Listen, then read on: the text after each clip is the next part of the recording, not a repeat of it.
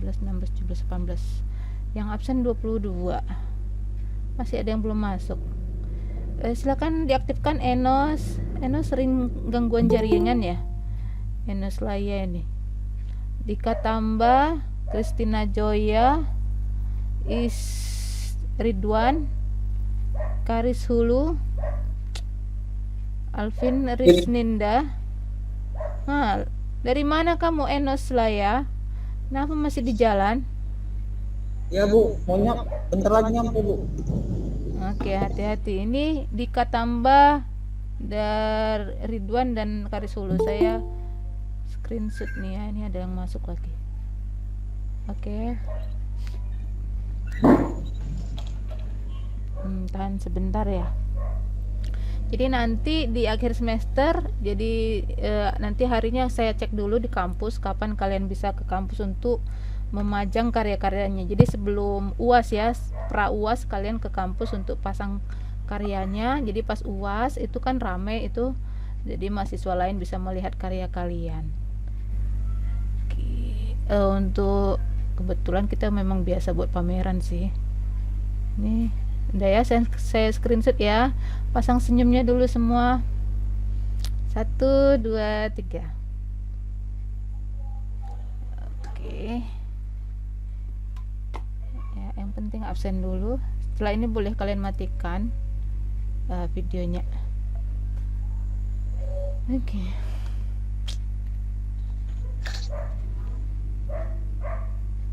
Ya, kita mulai perkuliahan kita hari ini ya. Saya kemarin sengaja sebenarnya tidak mengajar karena saya berharap kalian memaksimalkan tugas Dwi Matra kalian. Hari ini kita padatkan ya 2 pertemuan.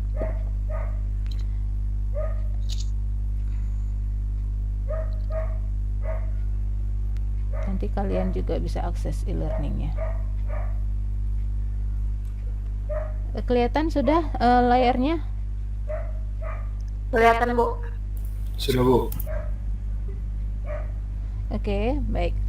Hari ini kita akan belajar warna ya. Warna, saya kira nggak ada yang tidak tahu apa itu warna ya. Sebenarnya kalau arsitek pun itu kalau ujian masuknya itu sebenarnya wajib tes buta warna. Jangan sampai dia tidak bisa mengenali perbedaan-perbedaan warna. Karena memang ada yang orang yang ada ini ya punya cacat atau tidak mampu melihat warna. Nah, ini adalah elemen yang paling dominan di dalam seni rupa khususnya, dan penggunaan warna itu mencakup dalam karya lukis, patung, seni desain, seni kriya ya, hampir semua bidang seni ya.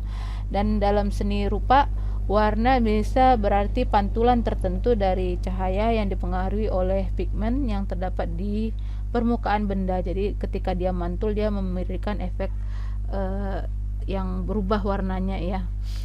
Itu bisa jadi seperti itu. Nah, ini dalam bidang seni. Jadi sangat terkait ya dengan arsitek ya. Kita pelajari dari bidang seninya dulu. Ya, maaf. Nah, warna kalau kita dulu ingat belajar fisika itu kita kenal istilah spektrum warna ya.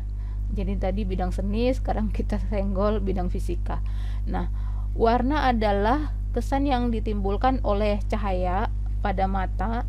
Menurut ilmu bahan dan produksi warna adalah pigmen ya, ada pigmennya. Kemudian warna termasuk unsur yang paling penting dalam bidang desain selain yang sebelumnya sudah kita pelajari ya. Kemudian sumber warna ini sebenarnya adalah cahaya yang diuraikan di dalam spektrum cahaya seperti dalam percobaan teori warna Newton. Jadi kalau ingat kita dulu belajar fisika, ada cahaya yang ditembuskan ke prisma kaca ya, dan dia bisa menguraikan cahaya sinar yang tadinya putih ya, dianggap sinar putih, ternyata terdiri dari berbagai spektrum warna ya. Meiji Kuhibiniu ya singkatannya ya, merah jingga, kuning, hijau ya. Lebih banyak dari balonku, ada 5 ya. Oke. Nah, ini teori Frank Color System ya. Warna itu dibagi 3 dimensi. Ada hue, semacam temperamen ya, mengenai panas dinginnya suatu warna. Jadi warna ini juga ada kesan ya, kesan sebenarnya itu ya, kesan panas, kesan dingin ya. Biasanya panas itu dekat ke warna-warna kayak merah gitu ya, merah. Kalau dingin warna-warna biru, biru gelap gitu. Kemudian value ya, value itu mengenai terang gelap terangnya warna ya, semakin gelap atau semakin terang. Kemudian intensitas ya, mengenai cerah dan redupnya warna. Kalau kalian mengutak-atik PowerPoint ini, terus ada pilihan di sini ya, cara mengutak-atik warna itu muncul ya, pilihan-pilihan seperti ini. Ini cara pendekatan kita mengorganisir warna. Kemudian warna itu menurut teori ini, Frank Color System ini ya, itu dibagi ke 5 kelas. Ada 5 kelas ya. Yang pertama itu primary, itu adalah warna utama atau warna pokok, yaitu merah, kuning, biru ya. Kemudian binary ini adalah warna kedua yang terjadi dari golongan antara dua warna primary ya. Kalau dua warna primary tadi dicampur, itu bisa muncul warna binary, yaitu violet ya. Kalau merah tambah biru jadi violet, merah tambah kuning jadi orange, biru tambah kuning itu jadi hijau. Nah, kalau kalian ada di sini yang suka mencampur ini ya, warna-warna, kalau suka melukis pakai cat air, nanti ke depan juga kalian mungkin kalau tatap muka kita akan banyak ini ya. Kalau saya dulu kuliah, kita menggambarnya kan di kertas, jadi kadang suka bereksperimen mencampurkan pensil warna ya, merah biru warnanya bener nggak ini violet ya, merah campur kuning bener nggak warnanya orange. Atau kita kalau lebih mudah pastel ya, cat air itu kalau digabungkan warnanya bener nggak, atau kalau ditambahkan intensitasnya itu gimana hasilnya. Nah, kemudian ada berikutnya warna antara atau intermedian, yaitu warna campuran dari warna primary dan binary. Jadi udah dicampur lagi ya. Nah, hasilnya ini misalnya merah tambah hijau, kemudian merah menjadi merah kehijau-hijauan begitu. Nah, yang berikutnya kelas tertiary, yaitu warna ketiga ya, yaitu warna campuran dari dua warna binary ya, dua warna binary ini. Dan yang terakhir adalah quaternary, yaitu campuran dari dua warna tertiary. Jadi pada prinsipnya ya dicampur-campur semua ya. Oke. Nah, kalau dalam teori Munsell Color System, satu warna itu ditentukan oleh 3 komponen, yaitu hue yang ada juga di teori Frank tadi ya. Itu adalah menyatakan kualitas warna atau intensitas panjang gelombang. Kalau tadi hue yang di teori sebelumnya panas dan dingin ya, di sini intensitas panjang gelombang. Nah, yang kedua value, yaitu kesan kemudahan warna, dan chroma itu penyimpangan yang terhadap warna putih atau kejenuhan warna. Nah, mungkin bisa dipahami ketika kita melihat skema ini ya. Chroma itu yang ini ya, secara horizontal ya, pencampuran ya, penyimpangan warna putih atau kejenuhan warna. Kemudian hue-nya dari biru ke merah, dari dingin ke panas tadi ya kalau di teori sebelumnya. Intensitas panjang gelombang di sini kalau definisinya. Nah, kemudian value itu dari atas ke bawah ya, kedekatannya dengan warna yang terang putih ke gelap ya. Nah, kemudian pada skema 3 dimensional yang pada Munsell Color System ini memperlihatkan 3 unsur utama, yaitu brightness itu gelap, ke terang ya. Kemudian saturation, kepekatan. Kemudian hue, warna komplementer ya, campuran. Nah, untuk pencampuran warna antara warna murni dan warna kutub yang disebut dengan ada 3 jenis di sini. Tint ya. Warna murni itu dicampur dengan warna putih sehingga menjadi warna muda ya. Kemudian warna ini shade itu warna murni yang tadi merah, kuning, biru tadi dicampur dengan warna hitam sehingga menjadi warna tua. Yang ketiga tone, warna murni dicampur dengan warna abu-abu. Abu-abu ini antara hitam dan putih sehingga menjadi warna tanggung istilahnya di sini. Nah, warna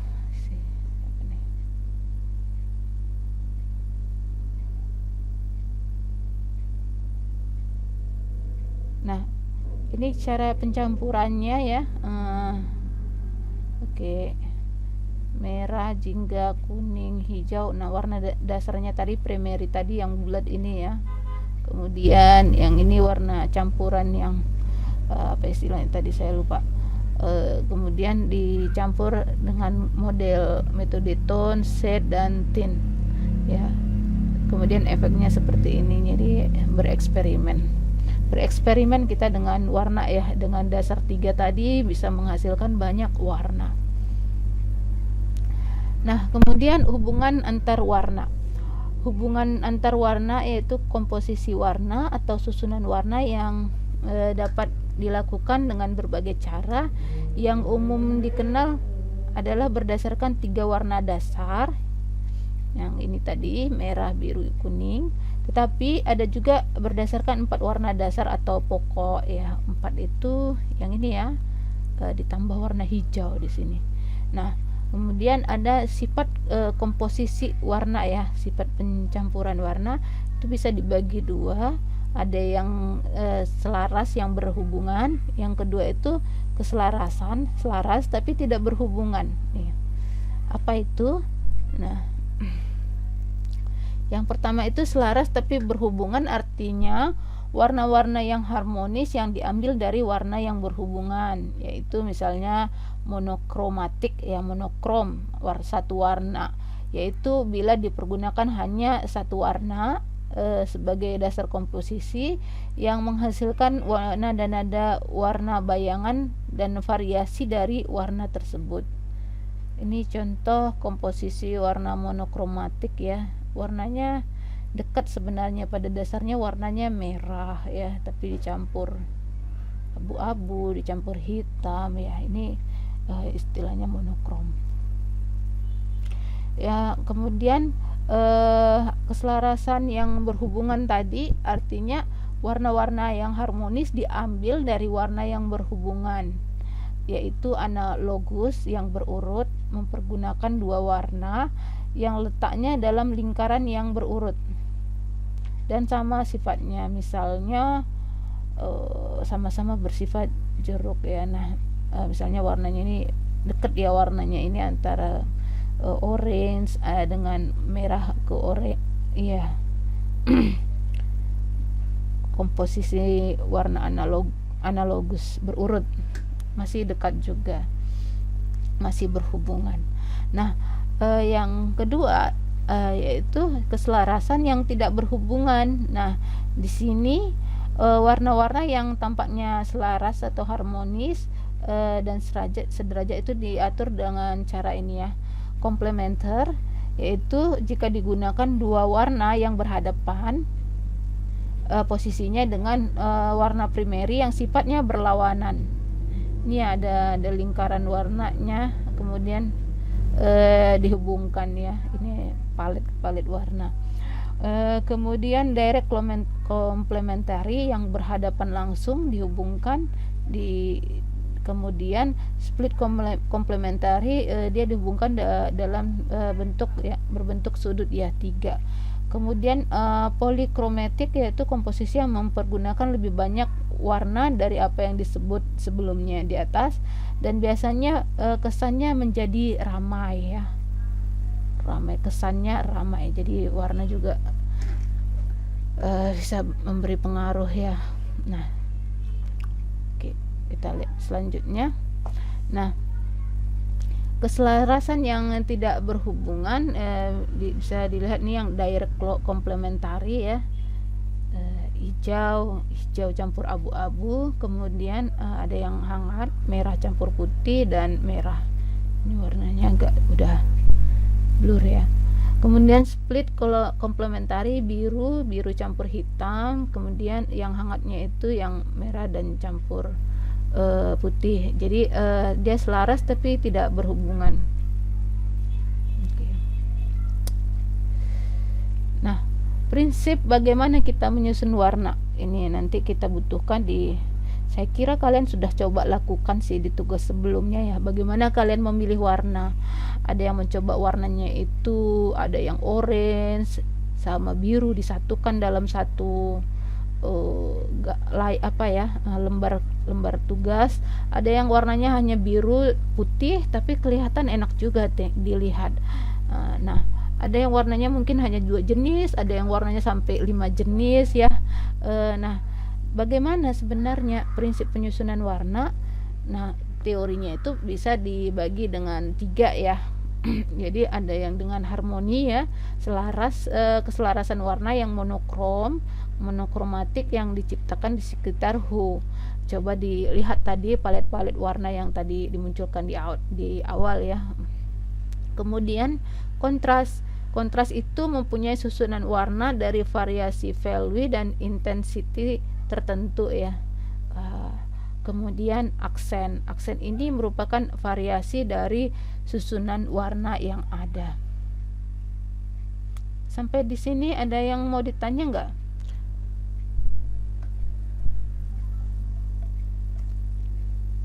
Masih hadir kan di ruang kelas ini? Masih Bu. Masih ya, masih ngayal-ngayal ya warna apa ini ya. Baik. Kalau tidak ada pertanyaan kita lanjut ya. Warna di dalam arsitektur. Nah, kita sudah aplikasikan di dalam bangunan. Kalau tadinya seni ya, lebih kepada teori warna-warnanya. Nah, di dalam arsitektur itu warna dipergunakan itu punya tujuan ya untuk menekankan atau memperjelas karakter. Jadi bangunan aja punya karakter, apalagi manusia ya kan. Nah, karya bangunan kita itu diperjelas atau diperkuat dengan adanya warna ya. Kemudian atau juga warna itu untuk memberikan aksen pada bentuk, pada bahan. Misalnya pada bangunan-bangunan yang pakai masih ornamen-ornamen klasik itu ya, jendelanya dikasih list, warnanya kontras gitu, yang tadinya warnanya abu-abu pekat tiba-tiba list di jendelanya dikasih warna putih. Nah, itu memberikan aksen ya supaya tidak membosankan melihat bangunannya. Nah, kemudian warna adalah elemen yang mengekspresikan objek ya. Dia bisa memberikan ekspresi. Misalnya kalau kita mendesain bangunan taman kanak-kanak, coba perhatikan. Saya juga dulu suka sih mencoba menggunakan cara ini ya. Taman kanak-kanak kita kasih warna-warna yang ceria ya, warna-warna dasar. Warna-warna dasar dijadikan karakter bangunannya untuk menunjukkan ini ruang anak loh, ruang anak yang suka warna-warna dasar, untuk dia bisa mengenali warna-warna sejak dini atau mengenali objek berdasarkan warna. Nah, ini cara ya bagaimana warna itu kita gunakan untuk mengekspresikan objek di dalam arsitektur. Kemudian warna itu dapat memberikan kesan yang diinginkan oleh si perancang, dan warna ini punya efek psikologis. Nah, ini kalian boleh buka lagi lebih dalam buku-buku psikologi ya. Karena warna ternyata mempunyai pengaruh ya terhadap psikologis. Misalnya ruang untuk ruang keluarga, biasanya warnanya dipilih warna apa, tujuannya apa ya. Atau kamar tidur, saya mau tanya nih, kamar tidur siapa di sini yang warnanya biru? Ada catnya? Ada Bu. Warna kuning ada? Ada Bu. Ada, ya. Nah, beda nanti kalau kalau kalian bisa merasakan ruang lebih peka, kalian bisa membedakan bahwa ruang tidur yang warnanya biru dan warna kuning itu suasananya beda. Eh, Efek psikologisnya yang ditimbulkan itu beda. Warna kuning biasanya memberikan kesan hangat ya, hangat.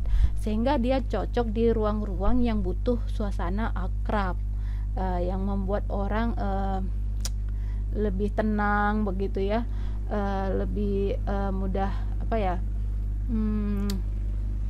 nyaman begitu ya. Sebenarnya semua warna sih bisa nyaman, tapi saya sulit menjelaskannya. Tapi suasana hangat itu biasanya diletakkan di ruang-ruang keluarga. Dan kemudian misalnya warna yang punya kesan dingin biasanya di ruang yang memang untuk istirahat ya, ingin ketenangan begitu, ketenangan yang lebih, konsentrasi lebih tinggi. Nah itu biasanya warna-warna dingin. Misalnya ruang tamu begitu. Nah, ruang belajar, ada teori yang mengatakan ruang belajar yang bagus itu adalah ruang yang diberi warna kuning. Itu membantu secara psikologis kita untuk berkonsentrasi untuk belajar. Nah, bagaimana ya bisa mereka menyimpulkan hal seperti itu ya? Tentu ada penelitian-penelitian sebelumnya, dan itu menarik untuk kita kaji karena nanti mungkin kalian juga ingin menata ruangan kalian agar lebih membantu ya dalam beraktivitas. Misalnya gimana nih supaya ruang keluarganya lebih suasananya beda gitu ya, atau ruang belajarnya lebih membantu kalian untuk belajar. Nah itu bisa dicoba pendekatan warna ini. Oke, next. Seperti biasa, tugas kelompok. Tugas ya. Nah, untuk hal itu saya minta kalian coba belajar dengan cara menggali lebih dalam teori-teori yang sudah saya sampaikan. Kalian coba cari di dalam bentuk gambar bangunan ataupun interior juga boleh. Kalian mencari bahwa ini adalah gambar yang mencontohkan prinsip warna harmoni ya, kemudian satu gambar yang menjelaskan prinsip penggunaan warna secara kontras, dan juga misalnya prinsip penggunaan warna dengan aksen maaf. Dan yang ini tugas keduanya, bagaimana kalian mencari contoh-contoh bangunan yang menjadikan warna untuk mengekspresikan objeknya. Jadi dia tidak mengandalkan bentuk, tidak mengandalkan tekstur, tapi dia menggunakan warna, murni warna. Kalau bisa dapat ya benar-benar hanya warna. Nah coba kalian cari secara ini ya, tugas kelompok. Kemudian cari warna yang memang memberikan kesan psikologis, yang memang didesain untuk menimbulkan psikologis. Coba kalian pilih warna-warna yang dibuat misalnya untuk memberi kesan luas atau sempit, memberikan kesan dingin atau hangat, memberikan kesan berat atau ringan atau tenang atau riuh. Nah, berarti berapa elemen di sini ya? Contoh-contohnya ya, untuk poin 1 ada 3 objek ya. Untuk poin 2 ya kalian boleh ambil 1 objek paling minimal. Kemudian ada untuk objek ketiga ini luas dan sempit, berarti ada 2 objek ya. Yang luas bagaimana, sempit bagaimana, berarti ada 2 kali 4, 8 objek. Nah itu disusun dalam PowerPoint, dikasih keterangan ya. Nanti kita belajar bersama, kalian presentasikan sehingga kita bisa sama-sama memperluas wawasan bagaimana pemanfaatan warna di dalam arsitektur dan kaitannya dengan teori yang sudah saya jelaskan hari ini. Sampai di sini ada yang mau ditanya? Cukup jelas? Ini tugas kelompok Bu ya? Iya. Satu kelompok itu berapa orang ya, Bu? Kalian punya kelompok tidak di kelas sebelumnya? Ada sih, Bu. Berapa kelompok? Satu kelompok itu 5 orang, Bu. Satu kelompok 5 orang. Kelas kalian kayaknya 22 ya? 24, Bu. 24 ya, berarti ada yang 4 orang ya. 24 orang. Kalian mau saya pilihkan kelompoknya atau kalian pilih sendiri? Pilih sendiri sih, Bu. Pilih sendiri ya. Baik, mana yang lain? Saya tanya selain ini, siapa tadi yang ngasih tanggapan? Eko, Bu. Eko ya, selain Eko, oh Eko Komting ya. Iya, Bu. Oke, yang lain gimana sebelum saya inilah putuskan? Setuju nggak dengan Eko ya? Setuju, Bu. Setuju, Bu. Oh, setuju ya. Luar biasa nih Komtingnya didengerin. Baik, ya sudah sesuai dengan mau kalian saja. Berarti ada 5 kelompok ya. Satu kelompok 5 orang.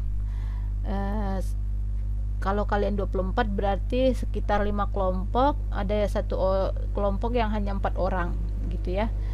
Jumlahnya anggota kelompoknya kalian silahkan pilih. Oke, setuju? Fix ya. Saya mau tanya ini, kalian sekarang yang hadir berapa orang?